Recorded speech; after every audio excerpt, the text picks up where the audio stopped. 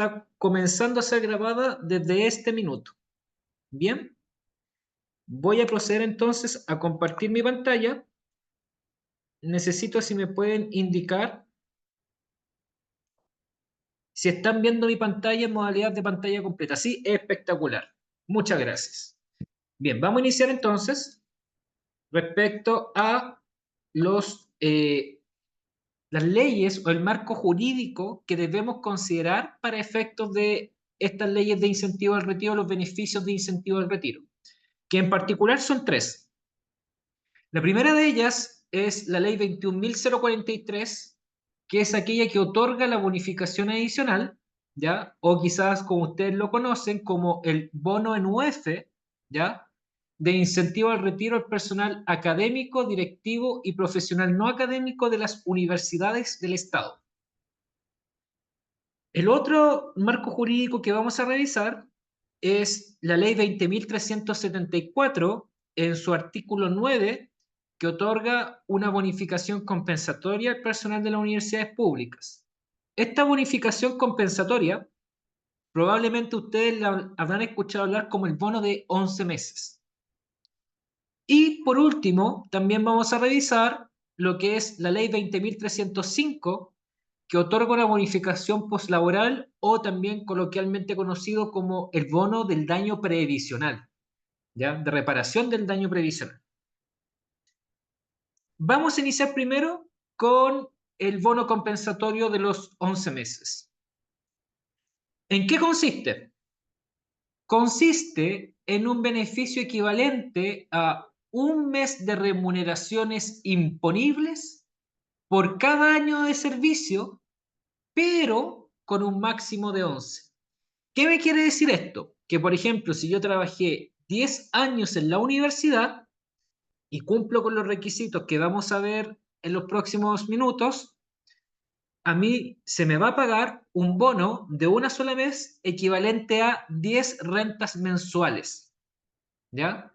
Si trabajé 8 años, se van a pagar el equivalente a 8 rentas mensuales. Ahora bien, si trabajé 30 años en la universidad, no se me van a pagar el equivalente a 30 rentas mensuales, sino que se van a pagar el máximo, el tope, que son 11 meses, 11 rentas mensuales. Cabe indicar que este bono es pagado por cada universidad pública. Ya cada universidad pública le paga este bono desde su presupuesto a sus funcionarios. En el caso de la Universidad de Chile, esto se descentraliza a través del presupuesto de las distintas facultades e institutos de la universidad. ¿Ya? Además de ello, es necesario indicar que esta bonificación tiene una característica, y es que es de carácter heredable. Significa que entre que usted cumple con los requisitos para acceder al bono y mientras administrativamente se tramita el pago del mismo, llegase a fallecer, esta bonificación va a quedar a sus herederos o herederas legales. ¿Ya? Ahora, ¿cuál o cuáles son los requisitos que se deben cumplir para acceder a esta bonificación? El primero de ellos es presentar la renuncia voluntaria. La causal de cese de funciones de la universidad que habilita para percibir los 11 meses es la renuncia, ¿ya? La renuncia voluntaria como funcionario o funcionaria de la universidad. La pregunta del millón es, ¿cuándo debo presentar esta renuncia? Pues bien, en el caso de los hombres, pueden presentar esta renuncia desde el día en que cumplen 65 años de edad, ¿ya? Hasta los 65 años y 180 días hábiles. O sea, desde su cumpleaños número 65, tiene 180 días hábiles para presentar su renuncia. ¿Ya? ¿Qué pasa si lo presento al día 181 después de que cumplí 65? 181 hábil. Es inválido. ¿Ya? No se va a considerar o no cumpliría el requisito. ¿Ok? En ese sentido, cabe señalar que vamos a considerar y entender días hábiles de lunes a viernes, sin contar ni sábado, ni domingo, ni feriados, ¿ya? En el caso de las mujeres, también pueden renunciar hasta los 65 años y 180 días hábiles, pero pueden efectuar su renuncia desde el día en que cumplan 60 años, no 65. ¿Por qué esta diferencia? Porque en Chile las edades de jubilación legal de hombres y mujeres son diferentes. Hombres 65, mujeres 60. Bien, ahora, todos estos plazos que estoy indicando, ¿ya? Pueden verse modificados si usted postula, cumple con los requisitos y se gana un cupo del bono en UF. Bien, en ese caso todos esos plazos se pueden ver modificados. ¿Por qué yo explico en forma separada el bono en UF y los 11 meses? Porque hay personas que pueden cumplir con los requisitos de los 11 meses, más no del bono en UF. Y hay otras que cumplen con el requisito del bono en UF y por ende también de los 11 meses. Si ustedes se dan cuenta, en esta diapositiva, yo no hablo de un mínimo de años que la persona tiene que haber estado desempeñándose en la institución, ¿verdad? Pues bien, en el caso del bono en UF, sí existe un requisito mínimo de cantidad de años. Por eso, hay personas que pudieran optar solamente a los 11 meses. En ese caso, se rigen por estos días. Pero en el caso de que pudieran cumplir con los requisitos de la UEF y se ganen un cupo, estos plazos se van a extender. Recuerden que cualquier duda o consulta en el chat, ¿ya? Y la voy leyendo cada cierto tiempo. Ahora, una pregunta que recurrentemente se hace es ¿cómo se calcula el bono de los 11 meses? Lo que yo les voy a presentar es un resumen para estos efectos. Desde la fecha en que usted renunció, se tienen que contar 12 meses hacia atrás. Y en ese periodo, yo tengo que sumar todos los haberes imponibles. ¿Ya? Ojo, haberes imponibles. ¿Por qué? Porque en su liquidación de sueldo, si usted la revisa, hay algunas asignaciones, ¿ya? Que no son imponibles. Que no sean imponibles significa que no se descuenta FP, ISAPRE, FONASA, etc. Respecto a ese total de haber imponible, algunas asignaciones como por ejemplo movilización o colación no son imponibles, ¿ya? Por lo mismo, fíjese bien en su liquidación.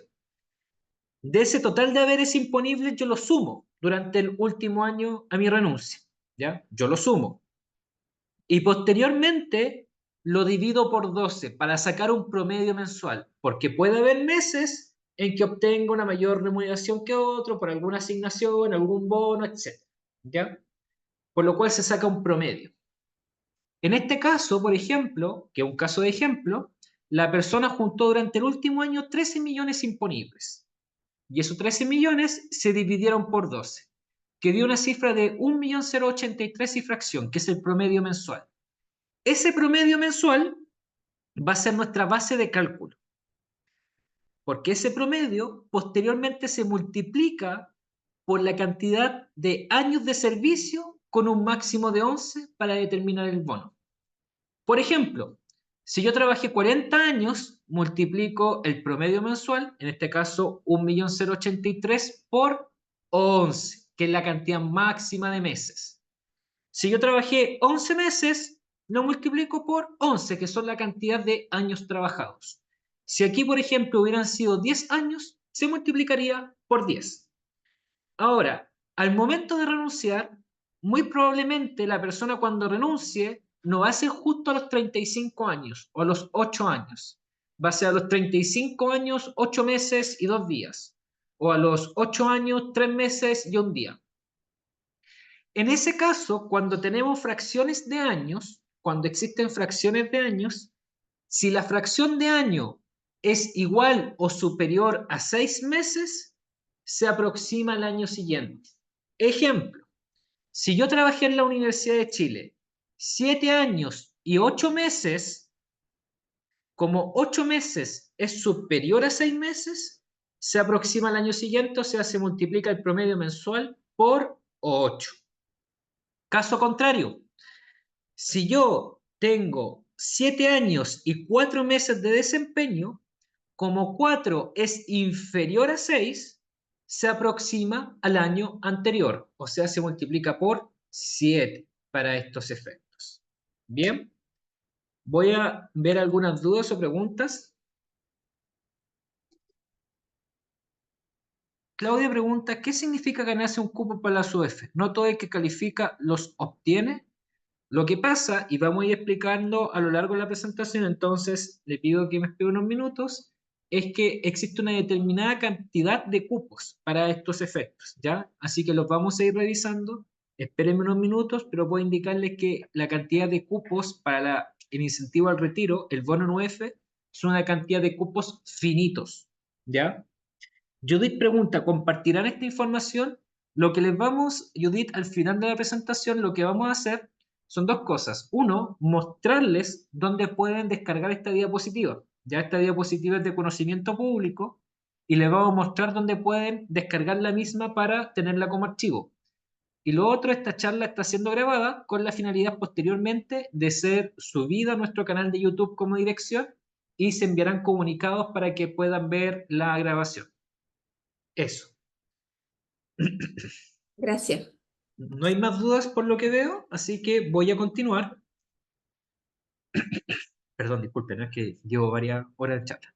Bien, otro beneficio al cual las personas pueden acceder que se acojan a los beneficios incentivos al retiro es el que está establecido en la ley 20.305, conocido como bono postlaboral o coloquialmente bono de reparación al daño previsional.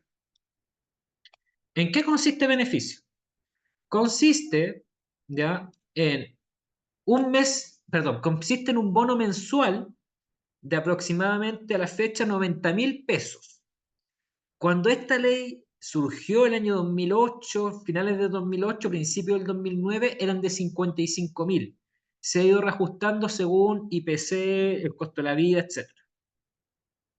Este bono de 90.000 pesos, adicional a su pensión, tiene la finalidad de intentar mejorar las condiciones de retiro de los trabajadores del sector público. Ahora bien, este bono tiene una particularidad, que no lo paga la Universidad de Chile. La Universidad de Chile no paga este bono. El rol de la universidad es de actuar de intermediario, ¿ya? Entre usted y la Tesorería General de la República, que es la institución que paga este bono, ¿ya? Entonces la universidad actúa como intermediario, facilitando su postulación para estos efectos. Esta bonificación también es una bonificación que es de carácter vitalicio. O sea, se entrega, una vez que usted lo empieza a percibir, se entrega mensualmente mientras usted viva, ya sea que viva 2 meses o 40 años para estos elementos.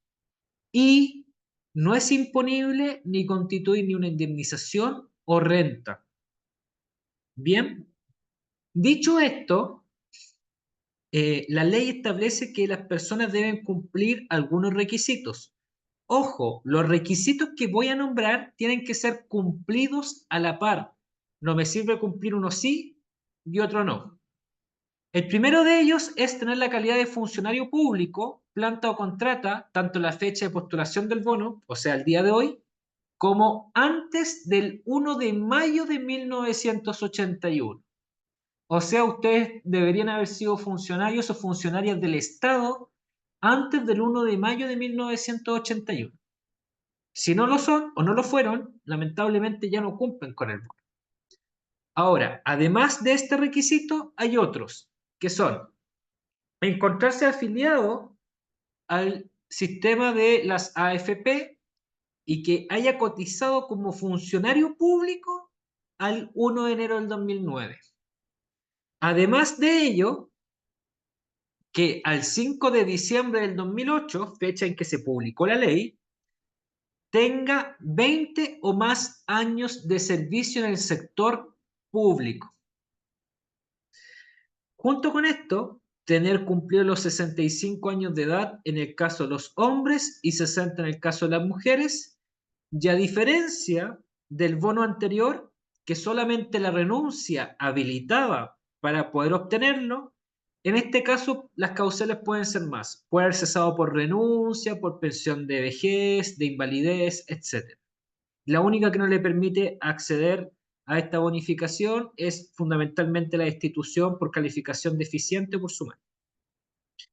Junto con esto, hay un requisito que se llama tasa de reemplazo líquida igual o inferior a un 55%, que voy a explicar ahora en qué es una tasa de reemplazo líquida.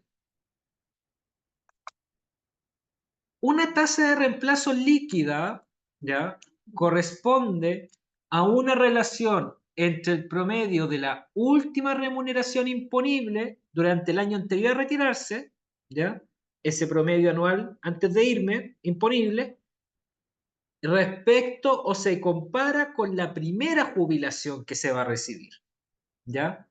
Ojo, que este cálculo tampoco lo hace la universidad. La universidad le mandata o le solicita a la Superintendencia de Pensiones, que es la institución del Estado facultada para ejercer o calcular este monto, que lo realice, ¿ya? Entonces, volvamos al ejemplo anterior. Tengo una persona que durante el último año juntó 13 millones imponibles, lo divido por 12 para sacar el promedio mensual y tengo 1.083 y fracción. Supongamos que la primera jubilación de esta persona son 400.000 pesos. 400.000 pesos corresponde a un 37% de 1.083. Por ende, como 37% es menor a 55%, sí cumple con el requisito. Ahora bien, si la primera jubilación, por ejemplo, fuesen 800.000 pesos, y reitero, esto es un ejemplo ficticio, 800.000 es casi el 75% de 1.083. Y como 75% es mayor al 55%, en ese caso no cumple con el requisito en cuestión. Bien, recuerden que para acceder a este bono se tienen que cumplir todos los requisitos a la par. Hoy en día son pocos, pero aún existen funcionarios que pueden acceder a esta bonificación, razón por la cual la explicamos en estas charlas. ¿Dudas, preguntas, consultas? Estoy revisando el chat.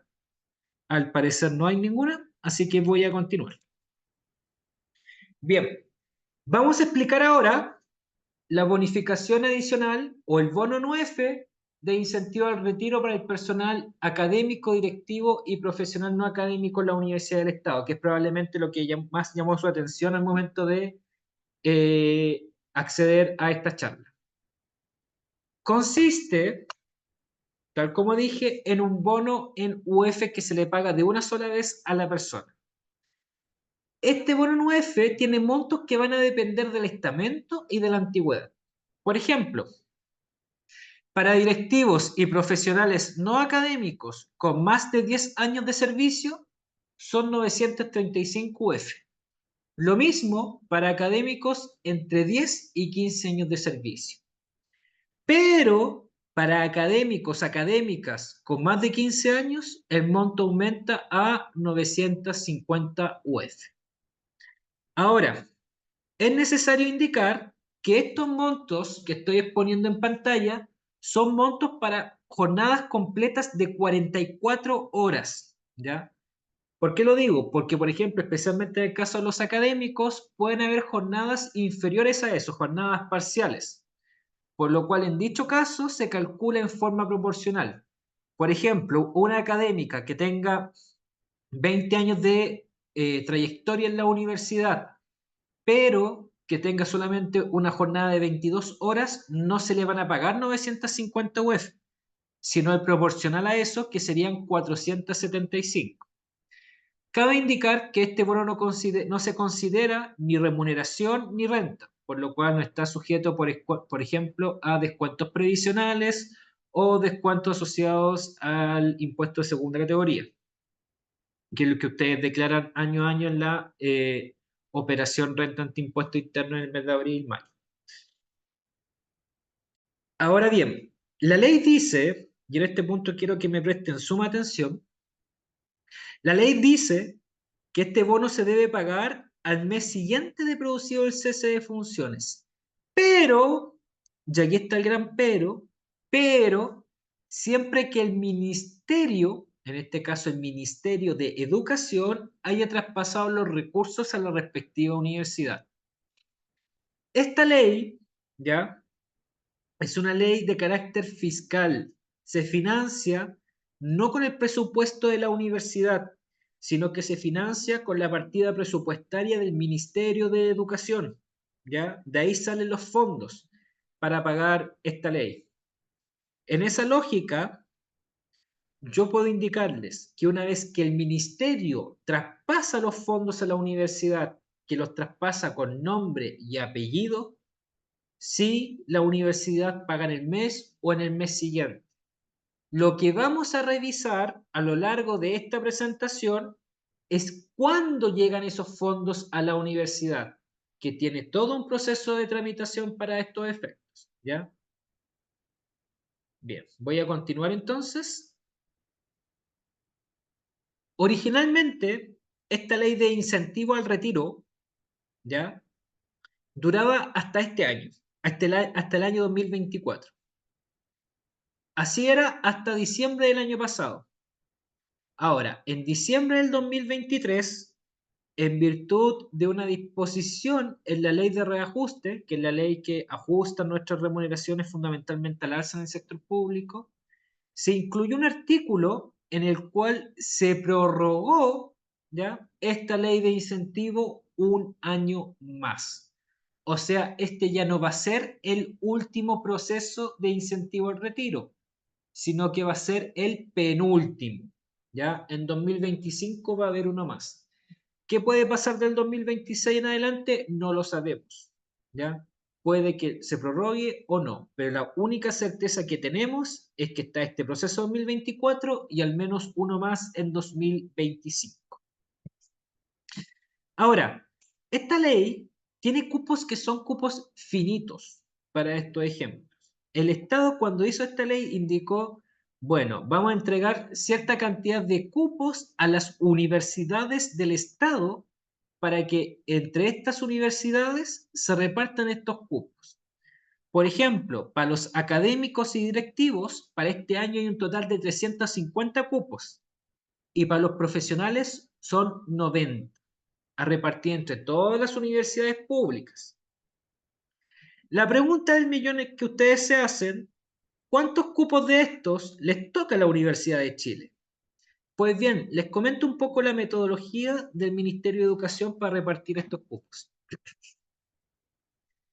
El Ministerio recibe año a año las postulaciones de las distintas universidades públicas. Las revisa, las evalúa y de aquellas que cumplan con los requisitos para acceder, establece o distribuye proporcionalmente según la cantidad de postulaciones. ¿A qué me refiero con esto? Que, por ejemplo, la Universidad de Chile históricamente ha oscilado entre el 40 y el 50% de las postulaciones. Por ende, el ministerio, año a año, le da entre un 40 o 50% de los cupos. Recuerden, por favor, poder tener su micrófono silenciado, ¿ya? Que había alguien se le cayó y está empezando a sonar. Entonces, el ministerio le da entre el 40 o 50% de los cupos, que uno diría aproximadamente son de 350 a 175. Ahora, en esta ley en particular ocurrió un fenómeno muy interesante. Si ustedes se dan cuenta, por ejemplo, voy a ponerlo con los académicos y directivos, entre el año 2018 al 2021, cada año se repartían 600 cupos, como ustedes pueden ver en pantalla. El tema es que el conjunto de las universidades del Estado no alcanzaron a hacer 600 vacantes, 600 postulaciones. Y en esos años quedaron cupos vacantes. ¿Qué pasaba con esos cupos vacantes? Se empezaron a acumular, ¿ya? Y yo les puedo hablar, por ejemplo, para el año pasado, que uno diría el máximo son 350 cupos. Pero como se acumularon tantos cupos que no se usaron en periodos anteriores, por ejemplo, para el año anterior que teníamos 96 postulantes como universidad, académicos o directivos, nos dieron más de 500 cupos. Ustedes se preguntarán, ¿cómo nos dan más de 500 cupos si la ley dice 350? Porque se empezaron a acumular de años anteriores y se fueron acumulando para estos efectos. ¿A qué voy con esto? Que en general, hace 4 periodos de postulación, hace menos hace 4 años, en esta ley no hay lista de espera, sobran los cupos, ¿ya? O sea, generalmente, estos últimos años las personas que han postulado y cumpliendo los requisitos se han ganado un cupo, porque como han sobrado de años anteriores, sobran cupos en general. Ahora, esto no implica que a futuro eso podría cambiar si tenemos, por ejemplo, una explosión de postulaciones, si todas las personas que pudieran postular postulan para estos efectos, ¿ya? Pero le estoy comentando un poco cómo ha sido la tendencia de los últimos años. Esta misma tendencia también se replica en menor medida, pero se replica en el caso del estamento profesional, que también han sobrado cupos durante los últimos años. No tantos, pero han sobrado cupos. Bien, voy a continuar entonces. Ah, no, hay una consulta. Si sobran los cupos, ¿por qué se demora tanto el pago? Lo digo por colegas que ya jubilaron y no lo reciben. Estimada Claudia, a lo largo de esta presentación voy a explicar cómo es el proceso de pago, ¿ya? ¿Por qué? ¿Cuáles son los tiempos también a priori asociados a esto? Entonces le pido que me espere porque le voy a responder a su consulta en esta materia. Bien, respecto a los requisitos de postulación, ¿ya? La ley indica que las personas deben cumplir ciertos requisitos para poder acceder a esta bonificación. El primero de ellos es tener calidad de planta o contrata. Ya no sirve tener solamente un convenio honorarios. La ley también indica que se encuentre afiliado o afiliada a una AFP y que esté cotizando o hubiera cotizado. ¿Por qué hablamos del término hubiera cotizado? Porque en Chile, cuando una persona llega a la edad legal de jubilación, 60 mujeres, 65 hombres, puede decidir dejar de cotizar, ¿ya? Es una atribución que la ley le permite a las personas. Ahora bien, esa es una decisión de carácter personal. Sin perjuicio de esto, y haciendo un pequeño paréntesis respecto a incentivo al retiro, es necesario que ustedes puedan conocer un poco reitero, algunos de los pros y contras de dejar de cotizar. El pro, que es más lógico, es que esa imposición que mensualmente le pasaba a la AFP, ahora queda para su remuneración líquida. En palabras simples, hay más plata para su bolsillo mes a mes. Pero el gran contra asociado a este elemento es que si usted deja de cotizar, pierde lo que se llama el seguro de invalidez y sobrevivencia. ¿Qué es el seguro de invalidez y sobrevivencia? Es un seguro que, entre otros elementos, eh, financia, por ejemplo, algo que se llama la pensión de invalidez, ¿ya? Que es una pensión cuando una persona, por enfermedad o por salud, se encuentra en una situación de invalidez. Ojo, que el término invalidez, ¿ya? Es un término que está definido en la legislación. Yo sé que actualmente hay muchos enfoques que en general no aceptan el término de invalidez como válido, ¿ya? Pero normativamente se habla de invalidez. Entonces, por ejemplo, si una persona, mujer, a los 60 años decide, ¿sabes qué? Yo cumplí los 60, quiero dejar de cotizar, ningún problema. Al mes siguiente de que cumplió los 60, va a recibir su remuneración sin este descuento de la AFP. Pero supongamos que a los 62 tiene un accidente y queda inválida. Si hubiera seguido cotizando, esa persona pudo haber hecho uso del fondo de la pensión de invalidez, ¿ya? Y haber financiado algunos años con esa pensión de invalidez.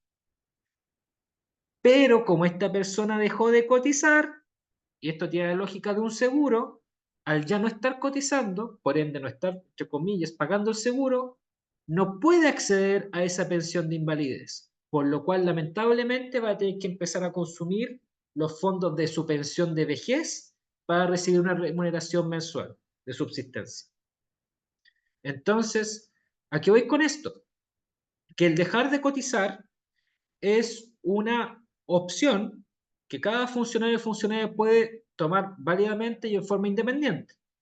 Pero, al menos nosotros, ya les indicamos respecto a los efectos de uno y otro, ya que fundamentalmente muchas AFPs, que son las que deberían dar esta información, ni siquiera el empleador, sino la AFP, no lo informan al momento de realizar este trámite.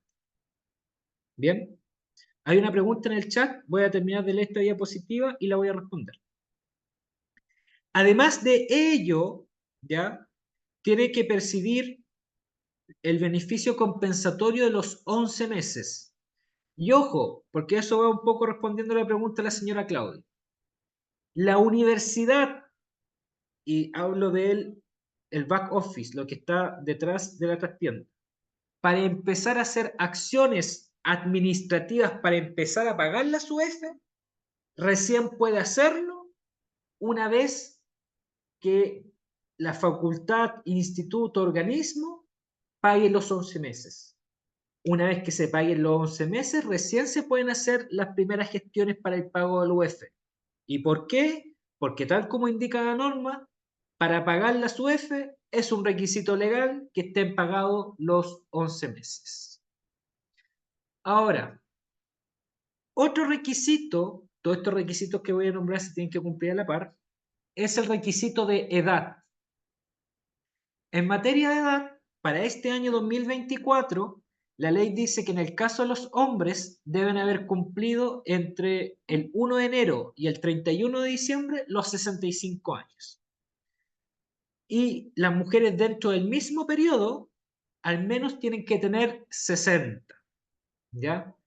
Ahora, esto quiere decir que tengo que esperar a tener 55 años, perdón, 65 años para poder postular. Denme un minuto, por favor, que tengo un pequeño tema técnico.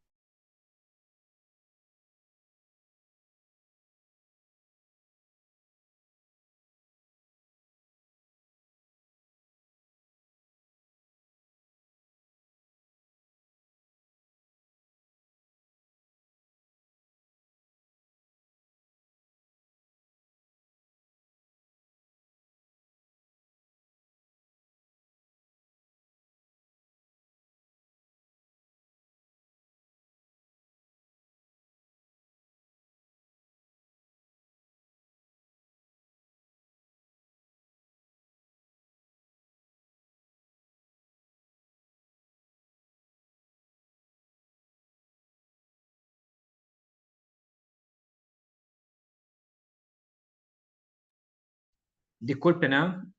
Son los gajes de hacer transmisión en vivo, a veces hay algún imprevisto. Bien, vuelvo entonces. Ahora, respecto a este tema de la edad, ya hay una aclaración que quiero hacer. La aclaración que quiero hacer es que yo tengo que esperar, por ejemplo, si cumplo los 65 el 30 de diciembre del 2024, ¿tengo que esperar al 30 de diciembre para postular? Y la respuesta es no. La ley habla durante el año en que cumple 65 puedes postular. Ya puede postular desde ahora, ¿ok? Y hasta un periodo que voy a informar para estos efectos. Cabe indicar que todos los requisitos que estoy hablando son para las personas con hasta 65 años. Si hay personas mayores de 70 en esta transmisión, ya le aplican casi todas las disposiciones que voy a explicar a lo largo de la primera parte de esta exposición y al final voy a referirme a ellos con algunas pequeñas diferencias, por si acaso, ¿ya? Voy a continuar entonces. La ley dice también que tiene que haber un requisito de antigüedad. ¿Cuál es el requisito de antigüedad? Para el año 2024, que al primer día hábil de mayo haya prestado servicios por un periodo no inferior a 10 años en calidad de planta o contrata en forma continua o discontinua. Ojo, 10 años en planta o contrata. para contabilizar los periodos discontinuos, al menos los últimos 5 años tienen que haber sido continuos. ¿A qué me refiero con esto? Supongamos que tengo el caso de un académico. Este académico trabajó en la Universidad de Chile del 90 al 2010. Y en 2010 se fue a otra universidad privada, se fue a hacer otras cosas, ¿ya? Y volvió a la Universidad de Chile el 2020. Del 2020 al 2024 tengo 4 años. Como 4 es inferior a 5, que la ley me dice los últimos 5 continuos, ¿qué implica eso? Que yo no puedo contabilizar toda la experiencia anterior. Entonces, solamente me quedaría con 4 años y 4 es inferior a 10, por ende no cumpliría el requisito. Ahora, volvamos al mismo caso, pero cambiemos algunos datos. Del 90 al 2010 fue académico y trabajó en la universidad, ¿ya? Se fue a la universidad y volvió a la universidad del 2016 a 2024. De 2016 al 2024 tengo 8 años, ¿verdad? 8 es menor que 10, pero como estos últimos 8 años son continuos y por ende también son superiores a 5, eso me permite sumar la experiencia anterior. Y 8 más 20, que es del 90 al 2010, son 28. Y por ende, por mucho, cumplo con el requisito. Bien. Antes de continuar, hay un par de preguntas en el chat que voy a responder. Claudia dice, lamento tener que retirarme. Mire, estimado, si tiene que retirarse por motivos de tiempo, ya le comento que, bueno, esta sesión dura 1 hora y media ahora, ¿ya? Y también que va a estar disponible. Entonces puede ver la grabación para estos efectos. Judith pregunta, si se cumple a fines de año habría que postular o se puede esperar a 2025. ¿Qué es lo aconsejable pensando en no perder el bono incentivo al retiro, pero deseando trabajar un tiempo más? Ya, respecto a eso, reitero el tema que había indicado antes. Si usted durante el año en que cumpla 60 en el caso de las mujeres, puede empezar a postular hasta el año en que cumpla 65 y los hombres solamente el año en que cumplen 65. Si hay personas mayores de 70 acá, no se urjan, porque voy a explicar su situación en particular. Entonces, si usted cumple, por ejemplo, los 65 ya en diciembre de 2024, no tiene que esperar a diciembre, puede postular desde ya para estos efectos. Bien, y si usted cumple 60 también en diciembre del 2024, no tiene que esperar tampoco a diciembre, ya puede postular para estos efectos. Judith pregunta si postula este año teniendo 60 años, ¿podría seguir trabajando 2 o 3 años más sin perder el bono del UF? Cabe señalar que en el caso de las mujeres pueden postular año tras año, pueden postular a los 60, a los 61, a los 62 y hasta los 65 años o hasta el año en que se acabe la ley, ¿ya? Para estos efectos. Entonces una mujer, por ejemplo, podría postular. Ahí voy a explicar después todo el proceso de notificación, de asignación de cupo y decir, ¿sabes qué? No quiero acogerme ahora. Desiste del cupo y volver a postular el año siguiente y así hasta que cumple los 65 o hasta que se acabe la ley. ¿Puedes precisar el tema de edad de las mujeres? O sea, ¿deben tener 65 para recibir este bono? Tengo una confusión. En el caso de las mujeres, pueden empezar a postular desde el año en que cumplan 60 y pueden postular sucesivamente cada año hasta los 65. Se puede a los 60, si dice, ¿sabes que no me quiero a los 65? Ningún problema, dice que no y puede volver a postular a los 61 y así sucesivamente hasta el año en que cumplan 65 años o hasta que se acabe la ley. Creo que ahí quedó un poco más claro, ¿no? Judith y DOQ, perdón, que no sé quién es. ¿Me pueden comentar por interno? Que les quede un poco más claro, sino para poder explicarlo de otra forma. Ok, espectacular, me están diciendo que sí. Bien, continuamos entonces. Cabe señalar que hay casos de personas que lamentablemente por temas de salud,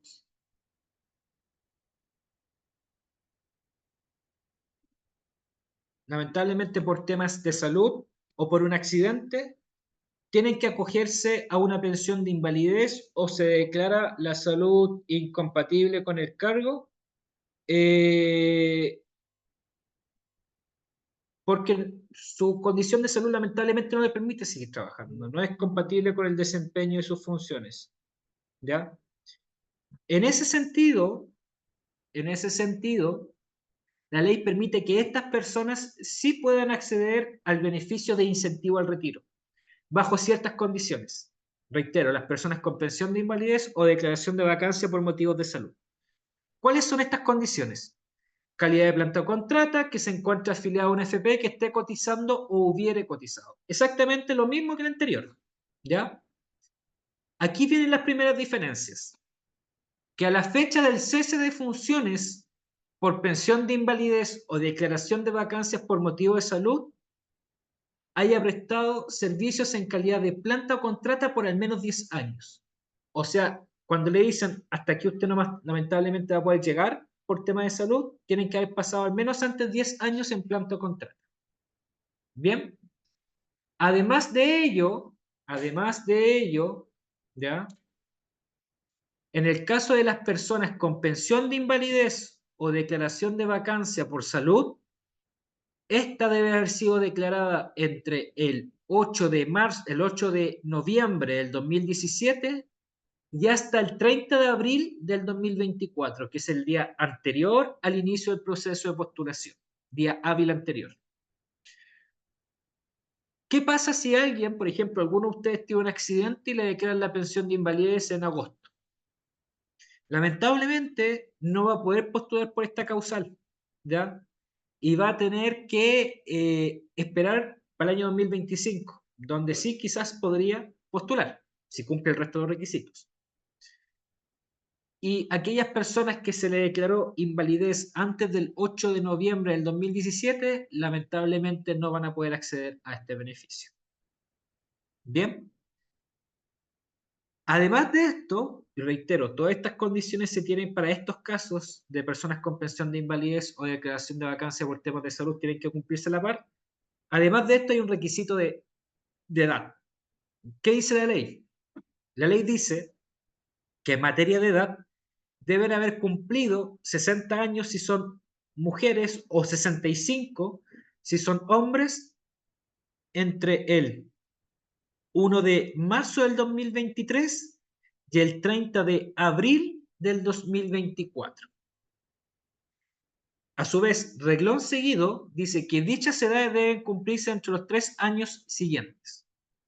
Entonces, supongamos que tenemos una funcionaria profesional, ¿ya? Que esta funcionaria profesional en diciembre del 2023 se le declara vacante su cargo por salud irrecuperable. El problema es que esta funcionaria tiene 58 años. A simple vista, uno diría que no cumple el requisito porque no tiene 60, ¿verdad? Pues bien, recordemos que la ley reglón seguido dice dichas edades deben cumplirse dentro de los 3 años siguientes. O sea, en el fondo, me da una ventana de 3 años para poder sumar. Y si yo sumo, por ejemplo, 58 más 1, 59, más 2, 60. O sea, dentro de ese lapso de 3 años, cumplió con la edad requerida para estos efectos. Aún así, tenemos casos aún más dramáticos. Por ejemplo, supongamos que esta misma funcionaria que en diciembre le dice lamentablemente no puede seguir por temas de declaración de vacancia por salud, en vez de 58, tiene 55 años. Uno diría, chuta, está lejos de los 60. Si yo sumo 3, tengo 56, 57, 58. Sigo por debajo de los 60, ¿verdad? ¿Qué pasa en este caso? Bueno, la ley dice que si no cumple el tema o el requisito de la edad, como es esta la situación, ¿ya? Podría acceder al beneficio si es que tiene 30 o más años de servicio a la fecha del cese de funciones. Supongamos que esta funcionaria que a los 55 años le declararon la declaración de vacancia por salud irrecuperable, empezó a trabajar como profesional a los 23. Salió de la universidad y ha ido trabajando continuamente como funcionaria profesional. Y de 33 a 55 tengo 32 años, por lo cual tengo más de 30 y por ende, a pesar de no cumplir con la edad, sí cumpliría con el requisito de la experiencia. Bien, vamos a continuar. Hay una consulta, eso sí, que dice, ¿cuándo termina la ley? Pregunta Judith. Si postergo el cupo, ¿podría ocurrir que no haya cupo disponible en los años siguientes? Ya. Respecto a ese tema, voy a explicarlo, voy a contestar la primera parte de la pregunta. La ley termina al día de hoy, el año 2025, ¿ya? Originalmente terminaba en 2024 y se extendió un año más. ¿Qué va a pasar del 2026 para adelante? Al minuto no tenemos certezas. Puede que se extienda, como pueda que no. Bien, pero la certeza que tenemos al día de hoy es que dura hasta el año 2025. Si postergo el cupo, ¿podría ocurrir que no haya cupo disponible en años siguientes? Sobre esa segunda consulta, yo me voy a referir en un par de diapositivas más. Entonces le pido por favor que la tengan en el tintero, porque voy a hablar respecto a ese tipo de situaciones, de las listas de espera para estos efectos. Entonces, espérenme unos minutos que voy a referirme a ese tema. Bien, este año, para postular, el proceso de postulación está abierto desde el 2 de mayo hasta el viernes 30 de agosto del 2024. Ojo que en el caso de los mayores de 70 años, este proceso va a variar. Por lo mismo, vuelvo a reiterar, las personas mayores de 70 años que estén en esta charla, espérenme unos minutos porque voy a referirme en específico al caso de ellos en forma particular. Sobre el plazo, nosotros queremos como dirección pedirle encarecidamente que si usted va a postular este año, lo haga con tiempo. ¿Por qué? Porque hay personas que le decimos, ¿hasta cuándo tengo plazo? Hasta el 30 de agosto. Lo dejo al final, lo hago después, ahí lo veo. Y lamentablemente hay personas, y ha pasado ya, que se les olvida postular en el plazo. Porque esas cosas ocurren, a la gente se le pueden olvidar las cosas. El tema es que posteriormente llegan los primeros días de septiembre, corriendo con todo su antecedente a la oficina de personal respectiva, pidiendo por favor que se considere su situación. Y en la oficina de personal, sin ningún problema, le van a admitir sus documentos, pero en algún periodo, en algún momento de la postulación, esta va a ser rechazada, porque la ley es sumamente clara en este tema. Dice, si no se postula dentro del plazo, se entiende que renuncia irrevocablemente a la bonificación. ¿Ya? Entonces, encarecidamente, les pedimos postular en el plazo y resguardarse para estos efectos. Para postular, ¿ya? Ustedes tienen que adjuntar el formulario de postulación, que están viendo en imagen, y este formulario de postulación hay una copia disponible en la oficina de personal de cada facultad e instituto u hospital, y a su vez también en nuestra página web, que también la vamos a mostrar al final de esta presentación. Junto con ello, debe adjuntar al menos los siguientes documentos. Copia de la cédula de identidad por ambos lados vigente. Si la cédula no está vigente, un certificado de nacimiento emitido entre el 2 de mayo y el 30 de agosto de este año. Y un certificado de afiliación y o cotizaciones de la AFP, que tiene que haber estado emitido también entre el 2 de mayo y el 30 de agosto de este año. ¿Por qué reitero tanto el tema de la fecha? Porque no ha pasado situaciones donde funcionarios han postulado con certificados del año 2015, 2018, ¿ya? Y esos certificados no son válidos. Tienen que ser certificados actuales o lo más actuales posible para estos efectos. Junto con esto, todos esos antecedentes usted tiene que ir y presentarlos o enviarlos a la respectiva oficina de personal de su organismo, ¿ya? Y en los organismos Además de estos papeles, se le va a hacer, junto a su postulación, un certificado que acredite los años trabajados en la Universidad de Chile. Ojo con esto, si usted trabajó en otra universidad pública antes o entre medio que no fuera la Universidad de Chile, usted tiene que acercarse a esa universidad pública para solicitar la certificación de esa experiencia laboral, ¿ya? Y adjuntarla en su postulación. La Universidad de Chile solamente puede acreditar el tiempo trabajado en la Universidad de Chile. Bien, voy a continuar.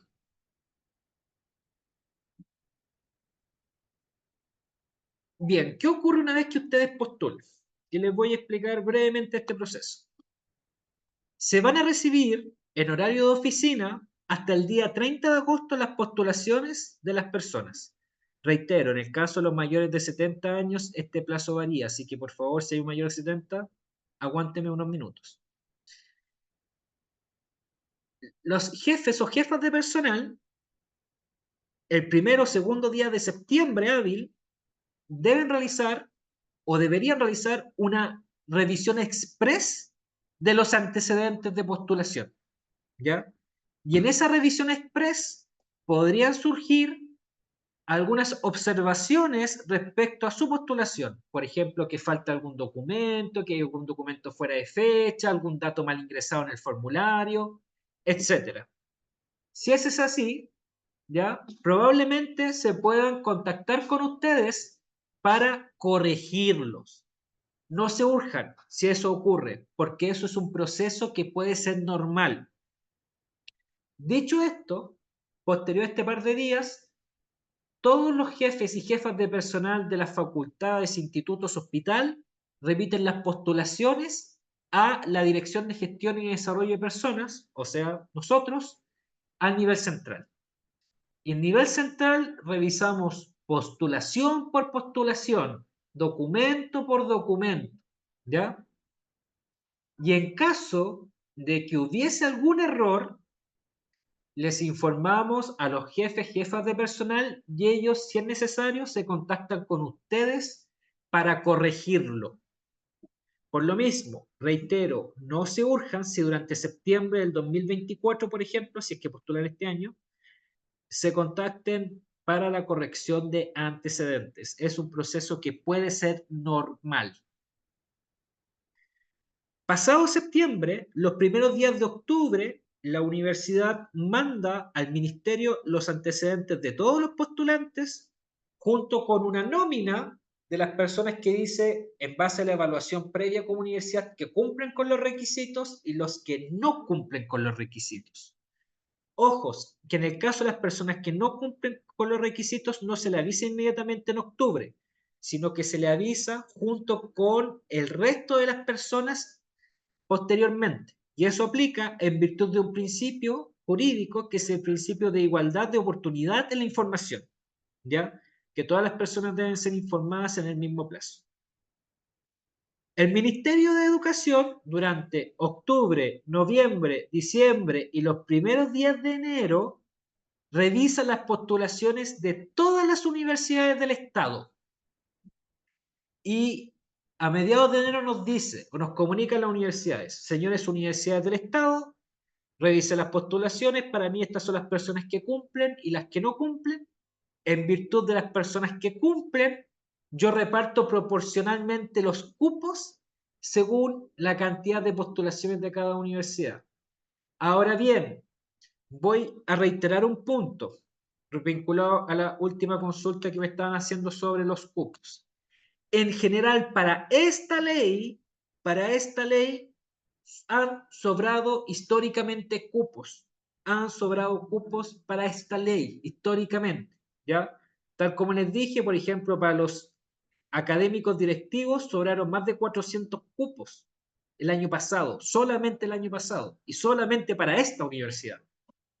Entonces, muy probablemente, y si existe un comportamiento tendencial, deberían sobrar cupos para próximos periodos.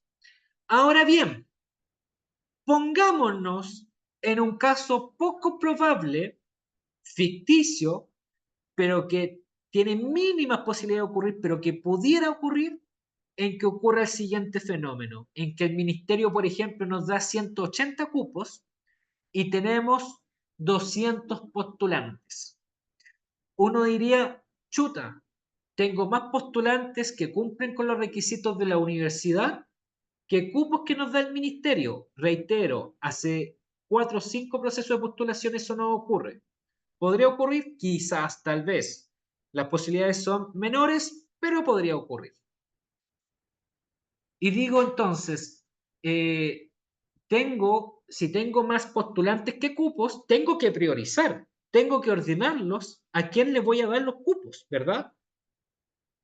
En esa lógica se establece un sistema de ordenamiento. Y este sistema de ordenamiento no es al azar, es un sistema de ordenamiento que está establecido en la ley, en los artículos 6 y 7 de la ley. ¿Qué dice la ley para ordenar a las personas? Que para confeccionar este listado se preferirá en primera instancia a las personas con un mayor número de días por sobre la edad legal de jubilación. Ojo, que en Chile los hombres la edad legal es 65 y las mujeres 60. Entonces no se extrañen si en este listado una mujer de 64 años está por sobre un hombre de 65, porque esa mujer está 4 años y su equivalente en días por sobre su edad legal de jubilación que el hombre de 65 que quizás solamente esté solamente un par de meses arriba de su edad legal de jubilación. ¿Ya? Ahora bien, en una institución de 16.000 personas como es la Universidad de Chile, y aunque ustedes no lo crean, tenemos personas del mismo sexo, por ejemplo, dos hombres que no se conocen, que no son familia, que no trabajan juntos, uno trabaja en el campus norte, otro en el sur, pero que nacieron el mismo día. Eso ocurre y ocurre bastante recurrentemente. En ese caso que tenemos un empate, la ley nos dice que si hay empate, tengo que empezar a revisar la cantidad de años de servicio en la universidad empleadora. En este caso, en la Universidad de Chile. ¿Ya? Aunque ustedes no me lo crean, tenemos casos de funcionarios que son del mismo sexo, nacieron el mismo día y entraron el mismo día a trabajar a la Universidad de Chile. En ese caso, sigo teniendo un empate. Pues bien, ¿qué dice la ley? Bueno, si sigue habiendo empate, tengo que ver todos los años trabajados en todas las universidades del Estado. En ese sentido, ¿ya? Estas personas, por ejemplo, supongamos que estos dos funcionarios hombres que nacieron el mismo día y entraron el mismo día a trabajar en la Universidad de Chile, pero uno de ellos tiene un año trabajado antes en la Universidad de Valparaíso. La Universidad de Valparaíso es una universidad pública para estos elementos.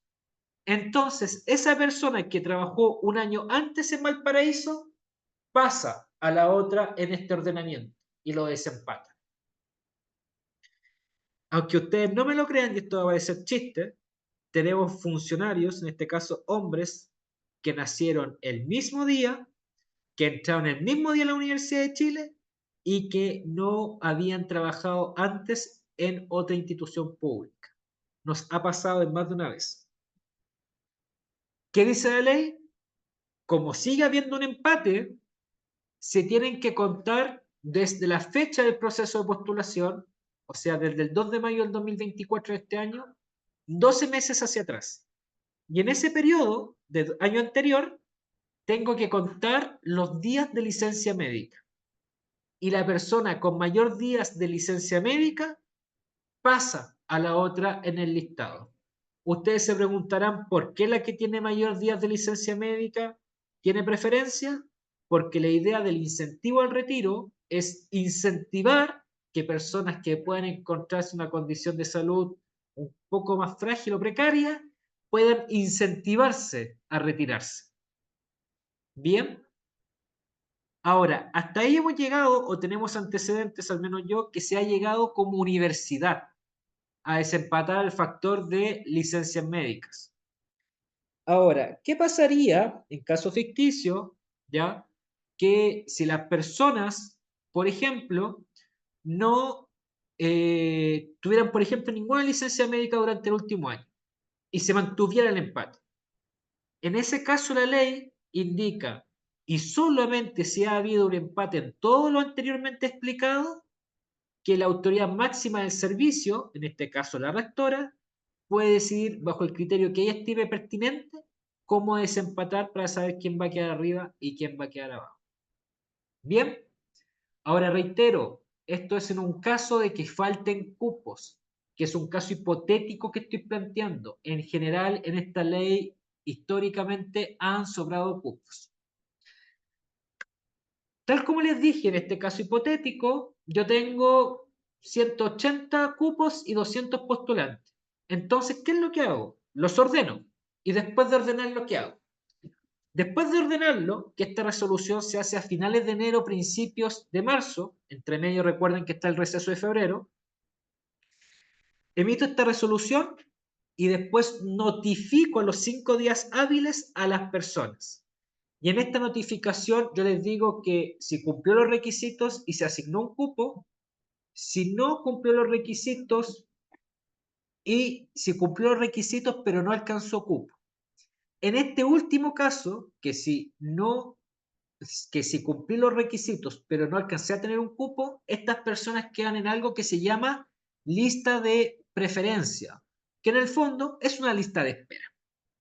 ¿Y qué pasa con estas personas? A las personas que les dijimos que tenían un cupo asignado, ¿ya? Les damos un plazo para decidir. Si en ese plazo para decidir la persona dice, ¿sabes qué? No quiero acoger mi incentivo al retiro por A, B o C motivo, ¿ya? Estos cupos se liberan. Y con esos cupos liberados empezamos a avisarles a los que están en lista de espera. Supongamos que de los 180, 30 digan que no. Espectacular. 30 es mayor que 20 y me alcanza para notificar a toda la lista de espera.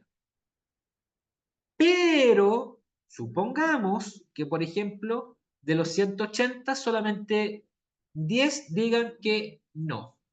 Entonces tomo esos 10 cupos y empiezo a notificar a los 10 primeros de la lista de espera. La pregunta del millón es, ¿qué va a pasar con otras pobres 10 personas que no alcanzaron cupos? Pues bien, esas personas que no alcanzaron cupos, ¿ya? Van a ser puestos para el próximo proceso en los primeros lugares. No tienen que volver a postular. Ya postularon y cumplieron los requisitos. Y para el próximo año, cuando se tenga que hacer el ordenamiento correspondiente, ellos van a ir primero y después el resto los que postulen el año 2025 según la fórmula de ordenamiento que indiqué antes. ¿Ya? Ahora, respondiendo un poco la consulta que me hacía Judith respecto a qué pasa, o iba en esa lógica, qué pasa si yo quedo en lista de espera, si no hay más cupos y el próximo año no hay ley. En esos casos, lamentablemente, no tengo una respuesta al día de hoy porque la universidad no es la encargada de pronunciarse sobre esa materia. Los organismos encargados de pronunciarse son o el Congreso Nacional, a través de una ley que indica, por ejemplo, una ley corta que indicara que esas personas, a pesar de no haber alcanzado cupo, van a tener derecho a esta bonificación, o en su defecto, la Contraloría General de la República a través de un dictamen. A esas instituciones les corresponde pronunciarse sobre estos elementos. ¿Por qué no había un pronunciamiento en la materia? Muy probablemente porque como se ha prorrogado la ley y aún no hay certeza si va a continuar o seguir posteriormente a 2025, lo único que sabemos que al menos hasta 2025 dura, no se han pronunciado sobre este tema. Nos imaginamos que una vez que haya certeza de la continuidad o no de la ley para futuros procesos, debe existir un pronunciamiento o en su defecto las universidades del Estado tendremos que pedir un pronunciamiento en la materia. Ya para ir finalizando respecto a este punto, las mujeres que sean menores de 65 años que postulen al incentivo al retiro, que se asignen un cupo, que le llegue esta carta avisándoles y que digan que no, pueden volver a postular. Obviamente si tienen el próximo año menos de 65 o si está vigente la ley. Y en ese sentido, es necesario entender que deben volver a postular, o sea, volver a presentar sus antecedentes, porque una vez que la persona desiste, sus antecedentes vuelven a foja cero. Voy a continuar y una consulta en el chat. Se dice, si se decide, perdón, no tomar el cupo y esperar el año siguiente, liberando el cupo, ¿en qué lugar se queda para el siguiente proceso? Estimada, eso va a depender del ordenamiento en cuestión, ¿ya? Y también de los postulantes que postulen a ese proceso. Generalmente, y digo generalmente, las personas que desisten de un cupo y vuelven a postular quedan más arriba del siguiente proceso porque tienen más años sobre la edad legal de jubilación, que es el ordenamiento primario, ¿ya? Generalmente. Pero reitero, eso va a depender de los postulantes del próximo año para estos elementos. ¿Bien? Creo que había otra persona más. Una consulta. Si postulo al incentivo al retiro, ya reitero por favor poder silenciar los micrófonos, la consulta a través, realizarla a través del chat para estos efectos. Si postulo al incentivo al retiro, tengo que firmar la renuncia al cargo, sigo trabajando. Quizás ya lo explicaron.